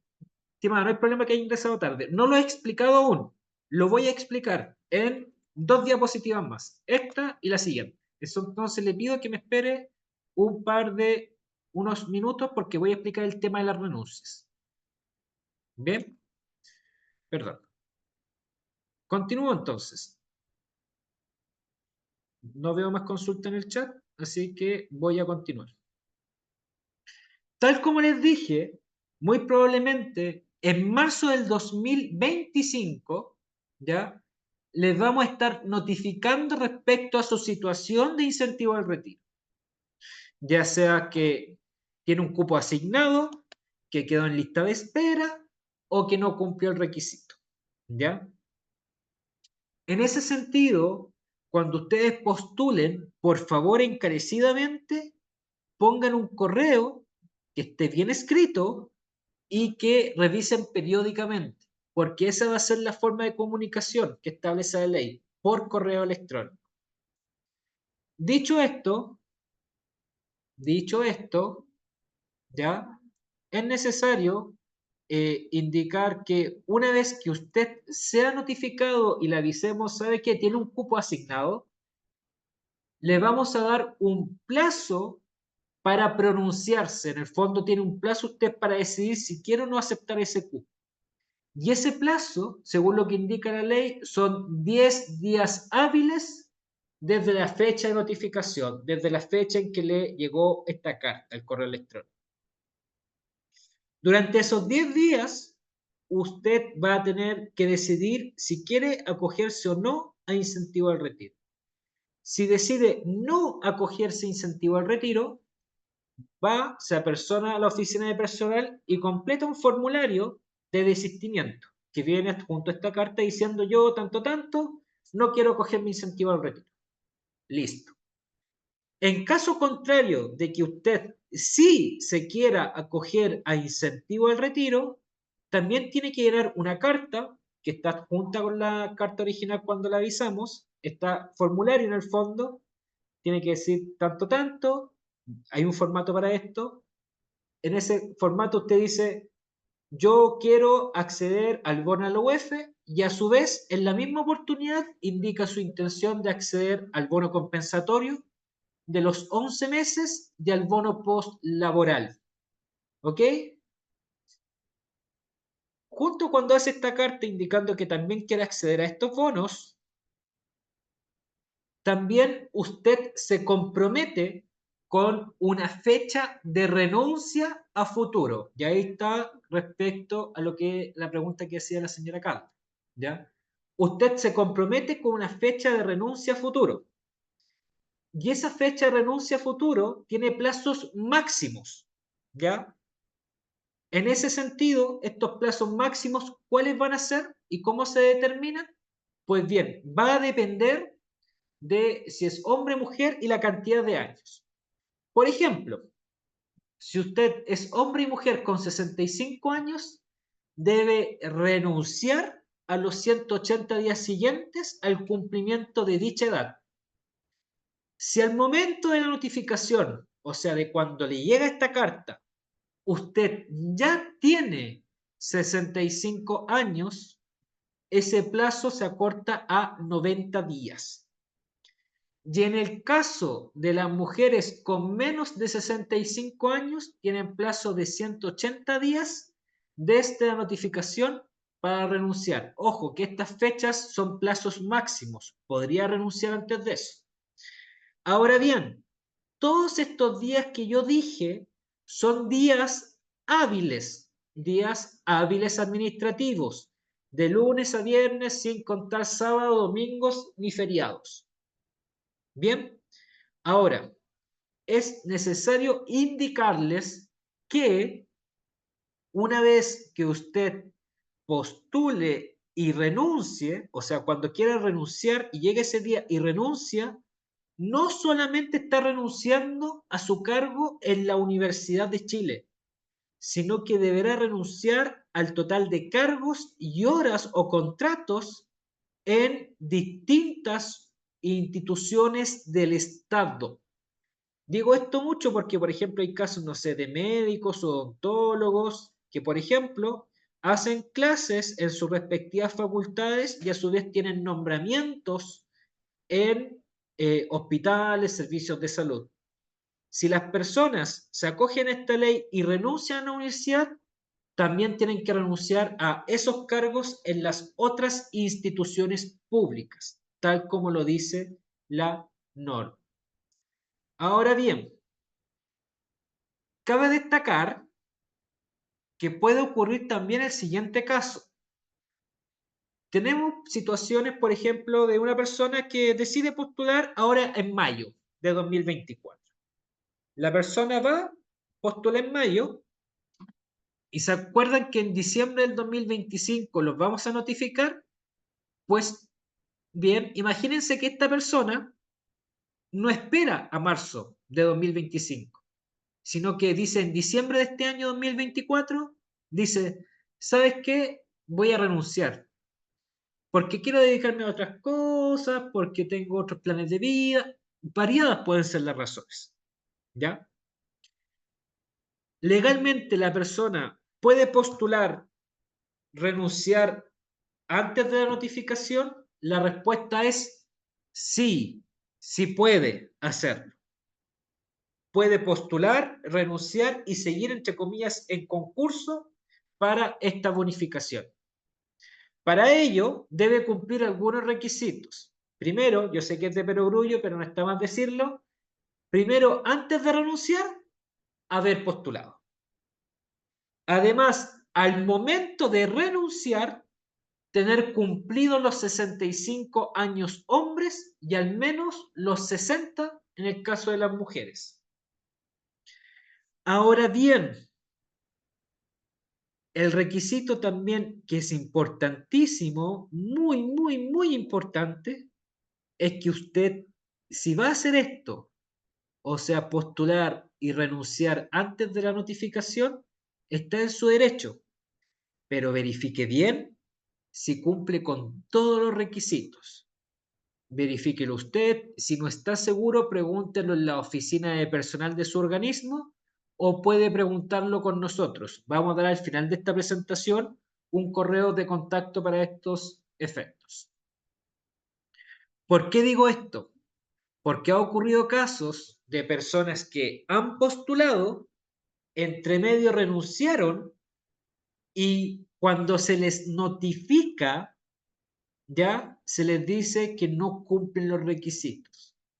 Y entenderán que en el caso de esas personas es un drama, porque ya renunciaron a sus cargos en la Universidad de Chile, por ejemplo. Ya renunciaron a su trabajo. Entonces, por lo mismo, verifique bien si cumple con los requisitos. De hecho, respecto al caso de esas personas, cuando esto ha ocurrido, que no ha sido muchas veces, pero ha ocurrido, esas personas muy angustiadas nos preguntan, ¿significa si lo perdí todo? Y la respuesta es depende de la situación. ¿Y a qué me refiero con esto? Supongamos, por ejemplo, que un funcionario, hombre, postule ahora en mayo, ¿ya? Que el 15 de diciembre del 2024 cumple los 65 y que renuncia a la universidad el 31 de diciembre. Y en marzo del 2025 sale con la noticia de que no cumplió los requisitos para el bono en UF. ¿Qué pasa en ese caso? Como no cumple los requisitos del bono en UF, paso a revisar ahora si cumple solamente el requisito del bono de los 11 meses. Y en ese sentido, ¿se acuerdan que les dije que el cumpleaños número 65 de él fue el 15 de diciembre y renunció el 31 de diciembre? Bueno, del 15 al 31 de diciembre hay como 11, 12 días hábiles. O sea que renunció a los 65 años y 12 días hábiles. O sea, antes del plazo máximo de 65 años y 180 días hábiles, por lo cual en el caso de la persona, si bien lamentablemente no puede acceder a la SUEF, podrá acceder al pago de los 11 meses. Caso contrario, supongamos, misma situación, la persona, cambiando algunos datos, postuló en mayo, renunció el 31 de diciembre y en marzo le dicen que no. El problema es que él cumplió los 65 años en enero del 2024. Y de enero del 2024 al 31 de diciembre del 2024 hay más de 180 días hábiles. Por lo cual, en ese caso, lamentablemente, sí pierde ambos beneficios. ¿Qué me quiero referir con esto? Usted está en su derecho y puede renunciar antes de la notificación, obviamente habiendo postulado antes. Pero por favor, verifique, certifique, consulte si no está seguro que cumple con los requisitos de las UEF. Bien, ¿dudas hasta acá? Antes de pasar al tema de pagos, porque voy a hablar un poco del tema de los pagos, que también me lo habían consultado al principio de la presentación, respecto a por qué, por ejemplo, se pueden demorar tanto los pagos. ¿No? ¿No? Ya. Voy a continuar. En materia de pagos de beneficios y cese de funciones, la ley es clara. Dice que la persona cesará en la universidad solo si ésta, o sea, la Universidad de Chile en este caso, paga el total del beneficio compensatorio, o sea, los 11 meses. La ley indica, por ejemplo, que al momento en que usted renuncie, se le deben pagar los 11 meses. O sea, usted postuló, se le notificó, aceptó y al aceptar se comprometió con una fecha de renuncia a futuro. Llegada esa fecha de renuncia a futuro, si usted no renuncia en ese día, que se comprometió a hacerlo, ningún problema. Puede seguir trabajando en la universidad. Más se entiende que desiste del bono de la SUEF. Ahora, si llega ese día y usted efectivamente renuncia, ese día se le deberían pagar los 11 meses. Pero, a veces, y esto está amparado legalmente obviamente, a veces por temas vinculados al cálculo, ¿ya? De los 11 meses, porque recuerden que desde el día que se renuncia se cuenta 12 meses hacia atrás y ahí se tiene que hacer todo el cálculo de los 11 meses. o también por la necesidad de los servicios de las instituciones, de las facultades e institutos, de provisionar presupuestariamente este elemento, puede existir un desfase, ¿ya? Generalmente este desfase es un periodo corto, 3, 4 meses, salvo en un par de organismos de la universidad en que este desfase es mayor por temas presupuestarios. Entre este lapso en que usted renunció y se le pagan los 11 meses, se constituye una situación que se llama la situación del funcionario de hecho, ¿ya? El funcionario de hecho es este periodo entre que usted renunció y se le tienen que pagar los 11 meses y ahí tiene usted dos opciones. Opción número uno, durante este periodo, seguir viniendo a trabajar, cumpliendo con sus labores, cumpliendo con su investigación o su cátedra si es académico, ¿ya? Y mientras tanto, recibir su sueldo hasta que se le paguen los 11 meses. Una vez que se le pagan los 11 meses, se corta todo vínculo contractual con la universidad en materia laboral. O, opción número dos, usted puede decir el día que renuncie, ¿sabes qué? Yo no quiero seguir viniendo a trabajar, ningún problema, espere en su casa sin desempeñar ningún tipo de función el pago de los 11 meses, pero también, obviamente, sin recibir remuneración mensual, hasta que se le paguen los 11 meses. Una vez que se le paguen los 11 meses, recién ahí empieza el trámite administrativo del pago de las UEF, ¿ya? Ahora, esta situación de funcionario de hecho, la idea es que sea transitoria y provisional. La idea es que no se alargue en el tiempo, ¿ya? Por lo cual, reitero, en la mayoría de la universidad es un plazo corto. Hay un par de organismos, instituciones en la universidad en que este plazo se alarga por temas presupuestarios. Dicho esto, dicho esto, eh, puede ocurrir que esta situación de funcionario de hecho se alargue porque a solicitud de la jefatura necesita saber que esta persona desempeña una labor muy importante o sea académico, es la única persona que sabe sobre este tema y no tengo a nadie más, entonces necesito que se quede un tiempo más, mientras encuentro un reemplazo, se capacita a alguien, etcétera, ¿ya? Ahí podría alargarse un poco más esta situación de funcionario de hecho a solicitud de la jefatura, obviamente con la venia de la persona, quien ahí está obligado a quedarse. Ahora, sin perjuicio de ello, la idea es que la situación de funcionario de hecho sea lo más corta posible. ¿Y por qué? Porque la bonificación adicional, el bono en UF, se paga con el valor de la UF a la fecha de renuncia. De cuando la persona renunció, el valor que tenía la UF a ese día es el valor con que se le va a pagar las unidades de fomento. Por lo cual, quedarse en hecho mucho tiempo implica una devalorización, una devaluación de la unidad de fomento en cuestión. Ahora, es necesario explicarles lo siguiente. Cuando la persona se le pagan los 11 meses y tal como les dije, empieza la tramitación en la universidad para pagar la UEF. ¿Y en qué consiste esto? Que los organismos, las facultades e institutos le informan al nivel central del decreto de pago, le mandan una copia del decreto de pago y copia del cheque, el depósito, la transferencia del pago de los 11 meses.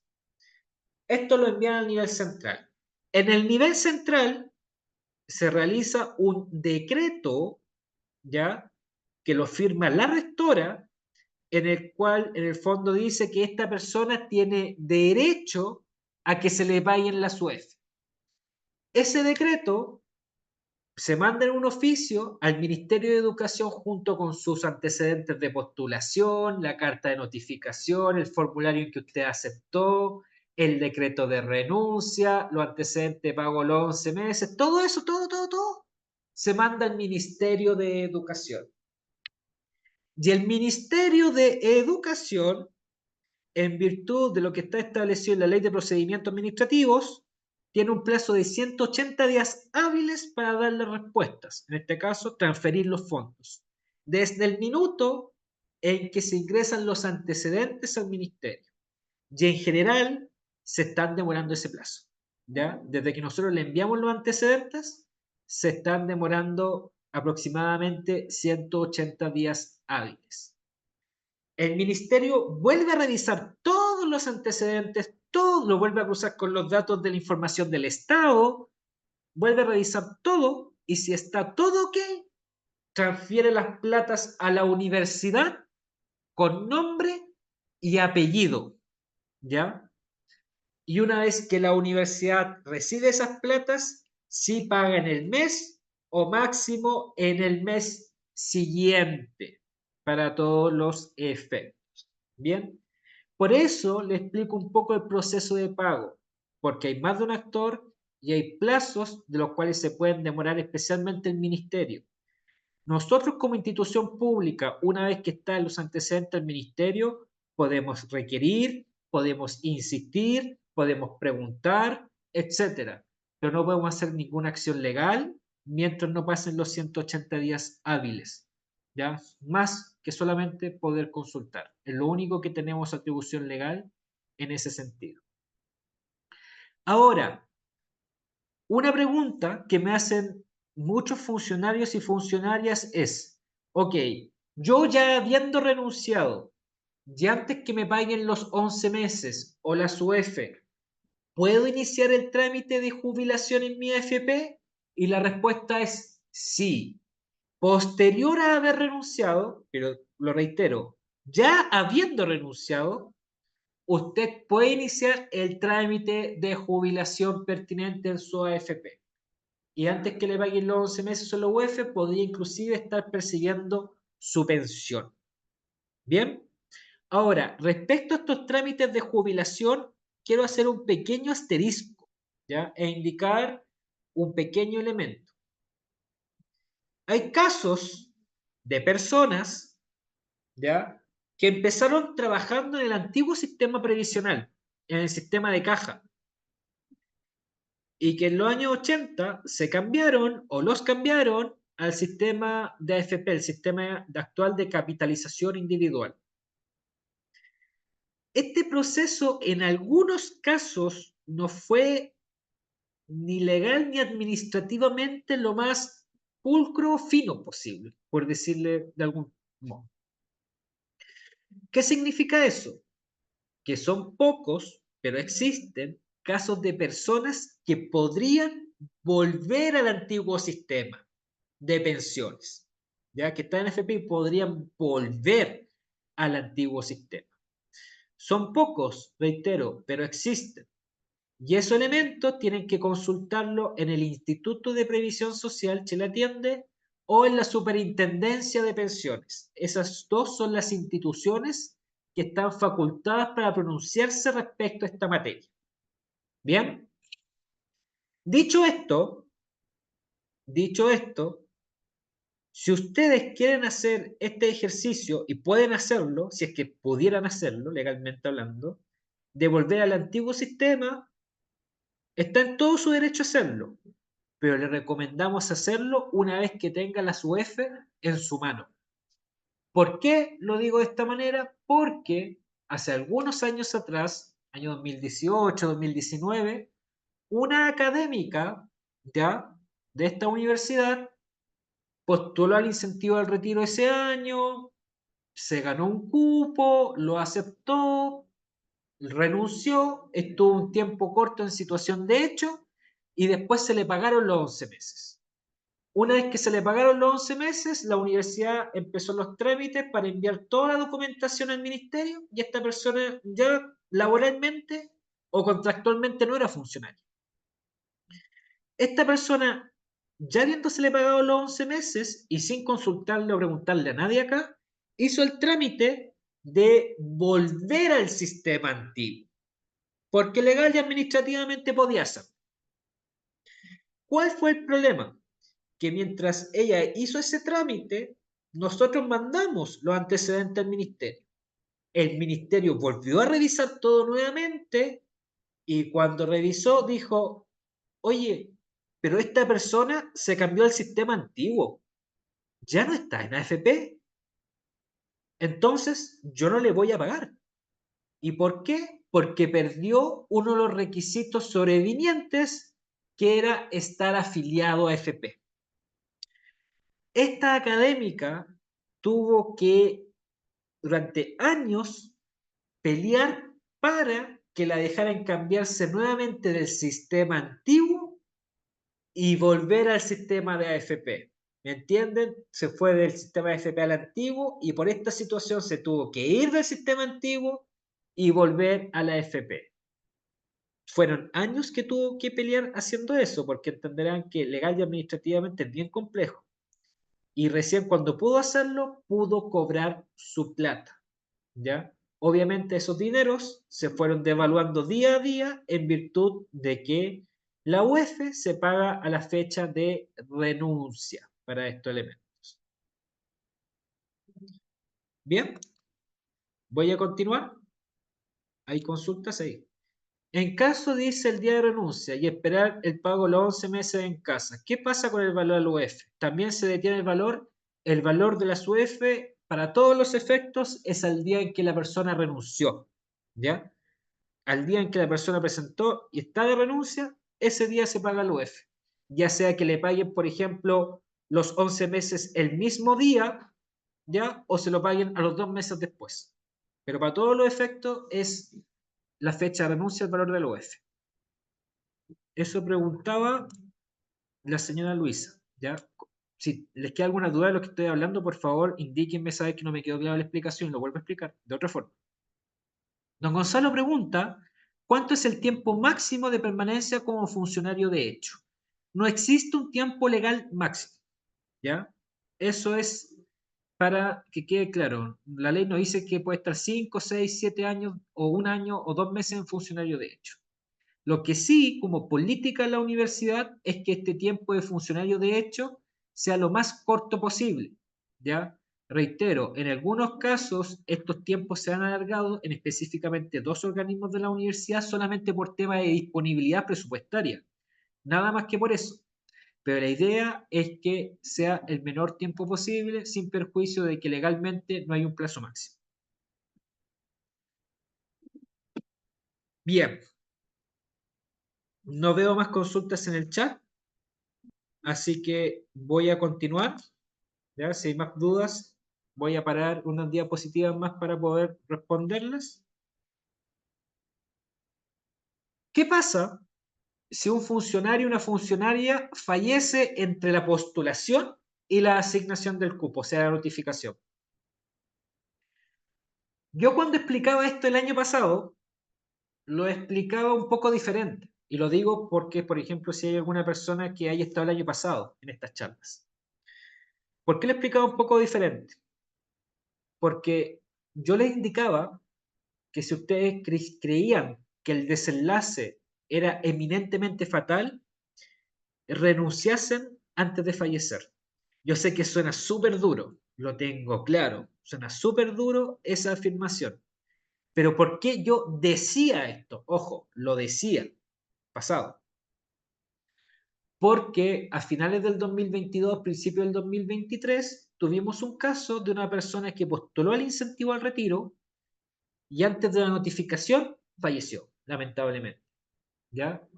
Y falleció sin antes haber renunciado. Nosotros como universidad seguimos con el conducto, se notificó a la persona como estaba fallecida fue la familia quien aceptó en su nombre el cupo, porque eso se puede hacer, la familia aceptó en su nombre el cupo, se siguió la tramitación, se le pagaron los 11 meses a la familia de esta persona y se mandaron los antecedentes al Ministerio de Educación. El problema fue que el ministerio dijo, nosotros no le vamos a pagar a esta persona porque la causal de cese de funciones no fue renuncia, sino que fue fallecimiento. Obviamente como universidad ante esta situación nosotros hicimos una presentación ante la Contraloría General de la República y la ganamos. ¿Qué quiere decir esto? Que en virtud del dictamen que estoy poniendo en la pantalla, hay jurisprudencia que dice lo siguiente, que dice, si el postulante fallece entre la postulación y la asignación del cupo, sus herederos o herederas podrán recibir esta bonificación adicional sin la necesidad de antes él o ella haber renunciado. Entonces, en el fondo, permite que los herederos y herederas puedan recibir este bono. Obviamente, previa posesión efectiva. Las personas tienen que tener la posesión efectiva de la persona difunta para poder cobrar a posterior esta bonificación. La ley indica que esta bonificación es compatible con los 11 meses, es compatible con el bono postlaboral y es compatible con el desahucio que cotizaban o que cotizan algunos antiguos funcionarios públicos. Antiguamente, antes del Estatuto Administrativo de 1986, se permitía que los funcionarios públicos pudieran de sus remuneraciones cotizar algo que se llamaba desahucio, que tenía la figura de lo que podría ser un símil a un seguro de cesantía, ¿ya? Posterior a 1986 y con el estatuto actual que nos rige, esa figura desapareció. Pero hay algunos casos de personas que todavía siguen cotizando desahucio. Por otra parte, la ley es sumamente clara. Como regla general, reitero, como regla general, una vez que se paguen los 11 meses, la persona durante 5 años no podrá ser nombrado ni en planta, ni en contrata, ni siquiera en convenios honorarios, en ninguna institución de la administración del Estado, durante 5 años. ¿Ya? Ahora, si quiere volver al sector público antes de 5 años, tendría que devolver todo el bono reajustado con IPC, algo que al menos en esta universidad no tenemos antecedentes que haya ocurrido. Ahora, esta es la regla general. Hay una excepción, que es la excepción en el caso de los académicos o académicas. ¿Ya? Estoy revisando el chat, no veo ninguna consulta. Si tiene alguna consulta, háganlo. Si no, voy a continuar. En el caso de los académicos o académicas, la ley permite volver a recontratar a estos sin que hayan pasado estos 5 años. ¿Ya? Ahora, a estas personas se les puede recontratar en las siguientes modalidades, ya sea para ejercer docencia hasta 12 horas a la semana y hasta los 70 años, o para ejercer labores de investigación hasta 22 horas a la semana o una jornada mixta de investigación y docencia de posgrado, magíster doctorado, con un máximo en este último caso de 12 horas a las semanas. Y en este caso se amplía un poco la cantidad de años y se deja hasta que cumplen los 75 años. Ojo, que todas estas jornadas que estoy hablando son para personas que tenían nombramientos al momento de renunciar de 44 horas. En el caso de nombramientos menores, al momento de renunciar, por ejemplo, 22 horas, no serían 12 horas a la semana que podrían hacer docencia, sino un máximo de 6. O sea, se calcula proporcional. Y en investigación no serían 22, sino serían máximo 11. La pregunta del millón es, ¿qué requisitos se deben cumplir o deben cumplir los académicos, académicas para poder ser recontratados? Ser académico de la más alta jerarquía, o sea, titular. Si no se es titular, ser académico de la segunda más alta jerarquía, o sea, asociado, con grado académico de doctor, doctora, con una jornada al momento de cesar de 44 horas y a lo menos 10 años de servicio continuos o discontinuos en la universidad. Ahora bien, ¿qué ocurre en el caso de los asociados, pero que no tienen grado de doctor y solamente tienen hasta grado de magíster? En el grado de los asociados con grado de magíster, pueden ser recontratados si tienen 44 horas, al menos 10 años de servicio, pero no pueden ser recontratados en la Universidad de Chile.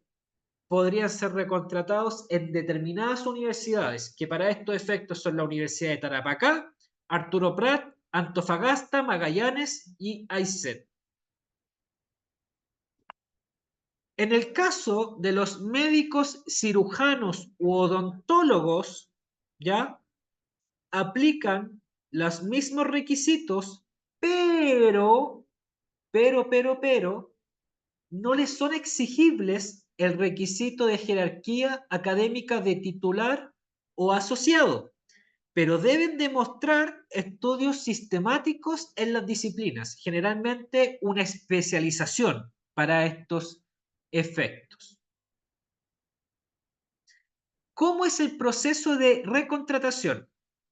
Las facultades e institutos, ah, representados por sus decanos, decanas, directores, directoras, presentan a la rectora las propuestas de recontrataciones de académicos que se acogieron a incentivo al retiro. La rectora, previa manifestación de su opinión, le solicita a la Comisión Superior de Evaluación Académica la certificación que el académico cumple o no con las condiciones exigidas, o sea, si cumple con alguno de estos requisitos.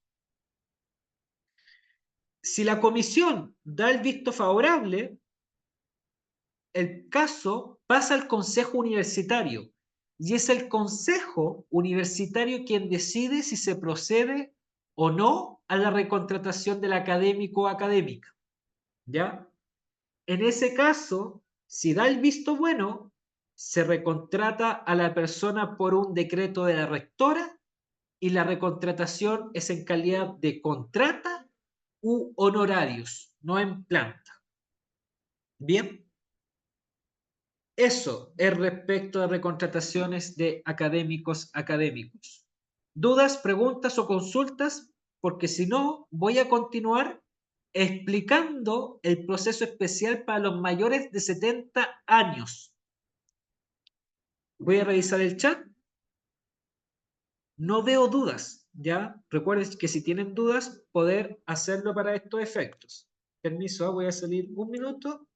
También les recuerdo, por favor, si pudiesen, firmar el link de asistencia, aprovechando este pequeño break, ingresando ahí para que puedan acreditar su asistencia a esta charla.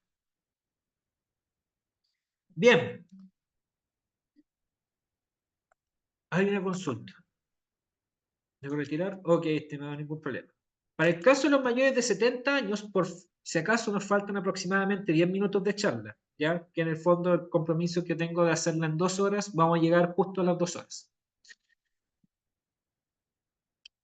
La ley de incentivo al retiro para este año 2024, a raíz de una modificación en la ley de reajuste de remuneraciones del sector público, permite que para este 2024 las personas mayores de 70 años al 1 de enero del 2024, ojo, cumplidos 70 años al 1 de enero del 2024, puedan acceder al beneficio de la bonificación adicional, o sea, el bono 9. En el caso de estas personas, que reitero, tienen que tener 70 o más al 1 de enero, el plazo de postulación se acorta y tienen plazo para postular hasta el 31 de mayo, ¿ya? O sea, hasta aproximadamente un poquito más de una semana más tienen plazo para postular. El resto de las disposiciones en general aplica exactamente lo mismo que he explicado en toda la presentación. Son solamente algunas pequeñas diferencias para estos mayores de 70 años, como por ejemplo el plazo de postulación. En los requisitos es exactamente lo mismo La única diferencia es el tema de edad y que estas personas deben tener cumplidos al 1 de enero de 2024 70 o más años de edad. Cabe indicar que estas personas que tengan 70 o más años de edad, una vez que se notifiquen, y a diferencia de las personas de 60 a 65 mujeres y 65 hombres, no tienen 90 o 180 días para renunciar, sino que deben renunciar en máximo al último día hábil del mes siguiente al cual fueron notificados. En ese día deben presentar máximo su renuncia. También, este año 2024, y por primera vez, la ley de reajuste de remuneraciones del sector público incluyó que las personas con enfermedades terminales pudieran optar a este beneficio. ¿Qué dice la ley? La ley dice que podrán optar al bono en UF, ¿ya? Los funcionarios en condición de enfermos terminales o con trastorno neurocognitivo en fase terminal. Estas personas podrán postular en cualquier oportunidad de los años 2024 o 2025, ¿ya? No tienen un plazo, sino que pueden postular en cualquier época de estos años. Y estas postulaciones, ¿ya? Gozarán de preferencia. ¿Se acuerdan que había un sistema de ordenamiento según la cantidad de días por sobre la edad legal de jubilación y así sucesivamente? Pues bien, este ordenamiento solamente se rompe con estas personas en condición de enfermedad terminal que pasan a ocupar los primeros lugares. ¿Qué requisitos deben tener las personas que posean alguna enfermedad terminal? Tener la condición de enfermos terminales o con trastorno neurocognitivo en fase terminal, debidamente certificado por el médico tratante. O sea, tiene que adjuntar un certificado médico que diga que las personas están con una enfermedad terminal. Y le solicitamos, por favor, que el certificado diga explícitamente enfermedad terminal o trastorno neurocognitivo en fase terminal. Además de ello, tener 60 o más años de edad en el caso de las mujeres o 65 o más en el caso de los hombres. Y el resto de requisitos son exactamente igual que los explicados anteriormente. Por último, en estos casos, al igual que en la situación de los mayores de 70 años, estas personas deben renunciar al mes siguiente de su carta de notificación. ¿Dudas hasta acá? ¿Preguntas? ¿Inquietudes? ¿No? ¿No? No veo preguntas en el chat. Ya para ir finalizando, respecto a qué va a pasar el año 2025, tal como se los adelanté, el proceso de incentivo al retiro va a continuar para ese año. De hecho, se va a realizar con las siguientes condiciones: que los hombres cumplan 65 años de edad entre el 1 de enero y el 31 de diciembre del 2025 o 60 a 65 en el caso de las mujeres durante la misma anualidad. Para casos con pensión de invalidez o salud irrecuperable, se podrán acreditar estos hasta el 31 de diciembre del 2025, y aquí también está la gran diferencia, que el plazo de postulación para el año 2025 será del 3 de noviembre de 2025 al 10 de enero del 2026. En ese plazo se podrá postular para el periodo 2025. Obviamente, mayores detalles respecto al año 2025 y fechas y todo, se comunicará el próximo año cuando hagamos este ciclo de charlas específicamente para el periodo 2025, ya que esta presentación está diseñada para el año 2024. ¿Qué ocurre con el resto de los casos? O sea, las personas mayores de 70 años y las personas con enfermedades terminales, ¿van a continuar para ellos estos beneficios el año 2025? En ese sentido, recién vamos a saber en diciembre de este año si para esas personas mayores de 70 o personas con enfermedades terminales continuará el incentivo al retiro para el 2025. Porque como se aprueba por ley de reajuste de remuneraciones y la ley de reajuste tiene una duración de un año, para el año 2025, recién en 2024, cuando se discuta nuevamente en el Congreso, vamos a saber si hay prórroga o no en estos casos. Reitero, 70 años o personas con enfermedades terminales. Por último, les dejamos nuestra página web y también nuestro correo, que es incentivoalretiro@uchile.cl. En este correo en general respondemos todas las dudas que existan sobre incentivo al retiro. Nuestra política es responder en un plazo de 72 horas. Ahora bien, puede ocurrir que su caso jurídica o administrativamente sea más complejo, por lo cual nuestro plazo de respuesta podría ser mayor. Sin perjuicio de ello, se le enviará una comunicación respecto a que este plazo se va a ampliar, que estamos estudiando su caso y se le contestará en un plazo mayor. En ese sentido, pierdan cuidado. La política de esta dirección y la mía propia en particular, que manejo esta casilla, es darle respuestas a sus inquietudes. Bien, antes de finalizar, ya, y como un elemento para que ustedes puedan tenerlo claro,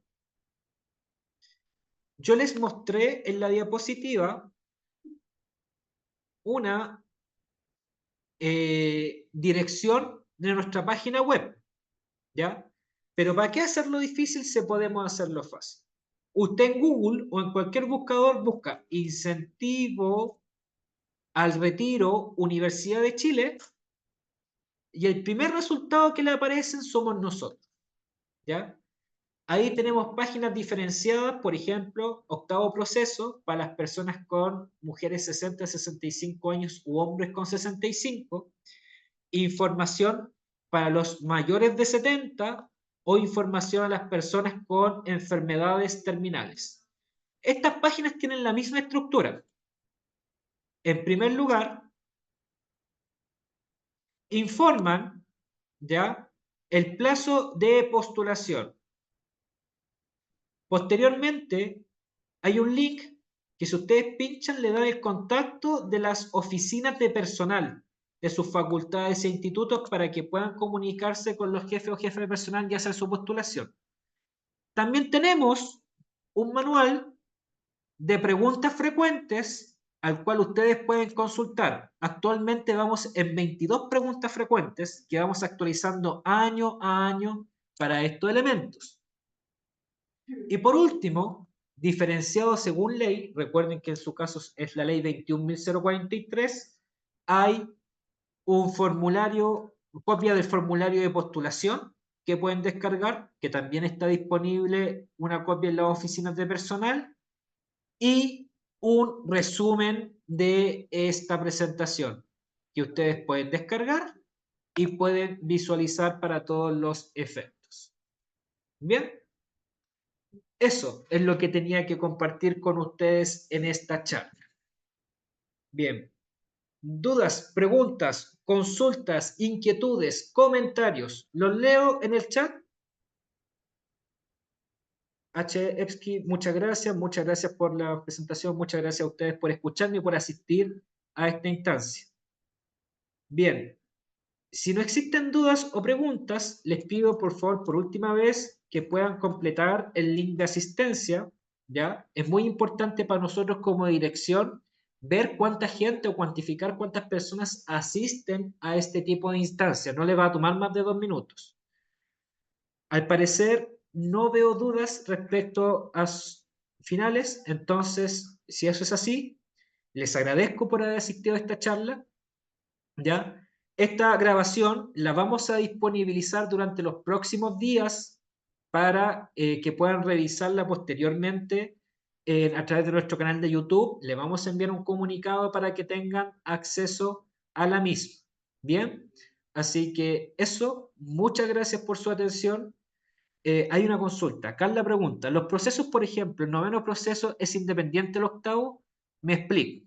Si alguien postula el octavo proceso y no queda, pasará al noveno ocupando un cupo de quienes postulan al noveno proceso. Sí. Si una persona postula a este año, que es el octavo proceso, y no alcanza un cupo, pero cumple con los requisitos, va a integrar los primeros lugares en la lista ya de seleccionados para el año siguiente. Y después se va a empezar a ordenar el resto que postuló para esa anualidad. Eso lo había explicado no al inicio, durante la charla, ¿ya? Pero lo vuelvo a reiterar por si acaso no haya quedado claro. Eso me preguntaba Carla. ¿Alguien más con alguna duda? Pregunta, inquietud. Carla, no sé si le quedó claro lo que estaba señalando. Me comenta también, por favor, si le quedó claro o no, porque si no, para explicarlo de otra forma. ¿Alguien más? ¿Dudas, preguntas, consultas, inquietudes, comentarios? ¿No? Bien. Muchas gracias. Gracias por su asistencia. Por favor, recuerden completar el link. Cuídense, que estén bien. Hasta luego. Chao, gracias, Diego.